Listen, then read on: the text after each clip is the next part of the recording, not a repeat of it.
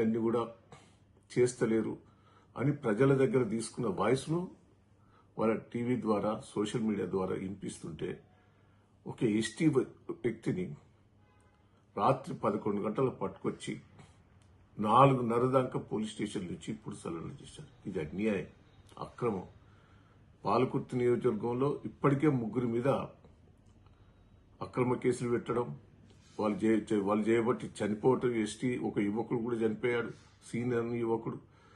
తొర్రూరులో ఒకరిని విపరీతంగా పోలీస్ స్టేషన్లో సోషల్ మీడియాలో పెట్టి కొట్టారు. అంటే ఎంత బెదిరింపులు జరుగుతాయి. ఇదంతా రేవంత్ రెడ్డి ఇది పెద్ద నాటకం ఆడుతాడు. నేను రేవంత్ రెడ్డి గారికి వార్నింగ్ ఇస్తున్నా, అతన్ని వదిలిపెట్టాలి.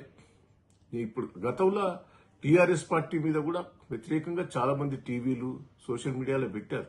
మేము ఎక్కడ కూడా కేసులు పెట్టి లోపల పెట్టింది ఇంతవరకు లేదు. ఒక్కటి చూపెట్టు. ఇప్పుడు అన్యాయంగా ఒక ఎస్టీ పిల్లవాడు వ్యవసాయం చేసుకుని కూలి చేసుకునే కుటుంబం అది.